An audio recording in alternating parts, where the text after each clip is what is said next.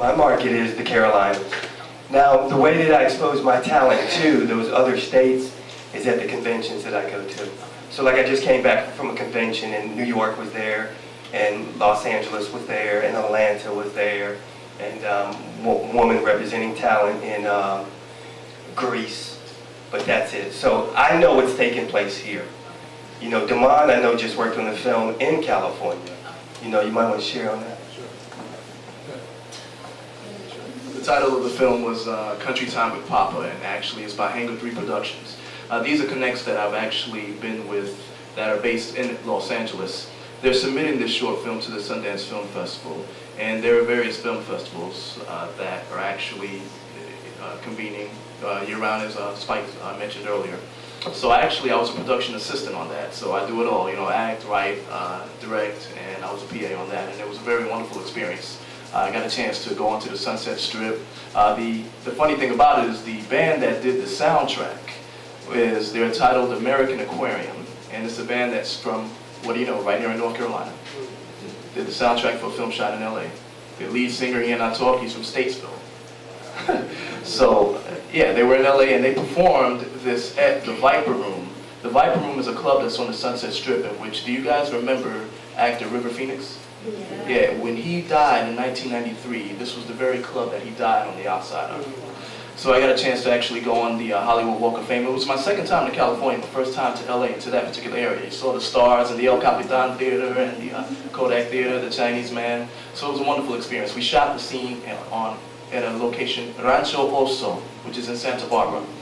So that's basically, the market is there, but it's also here as well. Many actors and actresses are coming or migrating or making the transition to the Carolinas from LA. Out there you can be a small fish in a big pond. Here you can be a big fish in a little pond, which is a popular saying most of you are very familiar with.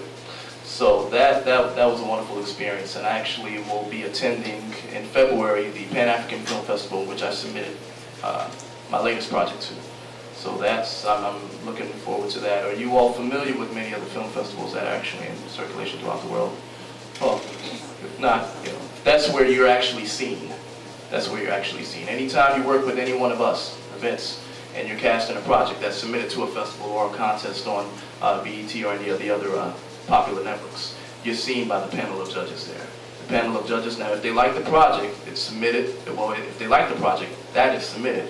It's selected for screening. If it wins at the festival through the screening, you know, you get cash prizes, distribution deals, all of that. But it's a long process, but you're seen. So exposure comes in many forms, in a variety of ways. You know, I'm a firm believer in, you know, thinking outside of the box. And like this gentleman was saying, you know, he's an actor, but he's also a production assistant. And as an actor, you have to immerse yourself in this business. Learn everything. I mean, because if you can get on the set, I'll tell you a quick story. How many people know who Harrison Ford is? All right. Harrison Ford used to be a carpenter on the set of Star Wars. Okay. This gentleman, the lead actor didn't show up or had some kind of issues one day. He knew the character, knew the role, stepped in, and boom. He's on from there. So just because he was on the set and he knew this particular role, he had an opportunity, and his career has taken off since then. So immerse yourself. I mean, learn about production side. I mean, if there's an opportunity, I mean, if you got to do stuff for free, I've done countless stuff for free. You know, I mean, like I said, I started out as an actor in the theater, you know, doing short films when I was in college. I mean, we didn't get paid for them, but now what do I have? I have a reel. I have stuff that I can take to Vince. Well, Vince, because Vince will ask, well, what have you been in? What have you done? Okay, look, I got a DVD. I can show you several scenes. So he can gauge my skill level, so when things come across his desk, oh, I got somebody that's perfect for that. And I think that's what the advantage that a lot of the independent filmmakers have is that, yeah, we can help you build that reel. If you don't have any experience, you know, if you got one thing on your resume, well, you know, it's 3 filmmakers right here. You work on a project with each one of us. Okay, that's 3 films that now you can add to your resume and have a reel to build from that, where you can send to California, where you can send to New York, and help build your brand. Because, you know, in the end, it's a show business, and I think some people forget that it is a business. So, you know, got to do that business part of it. You are the brand. And what a reel is a video. So independent filmmakers, a lot of times in exchange for you working for them, they will give you footage. So that's their method of payment. They'll give you credit and they'll give you footage. Sometimes they'll even give you a percentage, you know, and food. And food. To make sure you return their wardrobe and their props. But so, you know, building that reel is something where somebody can say, well, let me see your footage, let me see what you've done. How many actors have headshots? Raise a hand. Okay, so that's good. How many actors don't have headshots? Okay. So here's a question that I have for the filmmakers. Jonathan, you touched on it when you said that a lot of people will call, but only a couple people would show up. Right. How do you feel when dealing with people that you've invested your time, people say they're going to be there, you've maybe even held an audition, people don't have proper headshots, how do you feel as a director when these people that say that they're aspiring actors or that they want to be aspiring actors come into your presence? How do each one of you feel about that?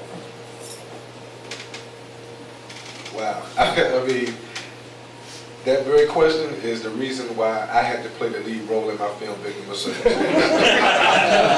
Seriously. Because I had a guy, you know, he was, perfect for the role. You know, I used to go by his business. I used to work for Power 98. He was actually one of my clients. I used to go by his business all the time. It was like, natural actor, ex-football player, the whole nine. And I was like, look, I need you to be in this film. We scheduled 4 pre-production meetings with the actors so that we could read through the script, you know, build that chemistry with the actors, and he never showed up to one. So we had one last production meeting, which was 2 days before we were going into shooting, and he never showed up. So I was like, how you gonna not show up? So I go, you know, to his establishment, and you know, he's, oh man, yeah, you know, I'll be there next time. I'm like, bro, there ain't gonna be no next time, you know. And me personally, I know I'm gonna be on the set every day, you know. And so, you know, you gotta have a certain level of integrity. You know, it's just certain etiquette. If someone call you, call them back. Someone shoots you an email, respond to it. If you say you're gonna be there, be there. You know, don't show. The worst thing that you can do is show up late to the set. Time is money.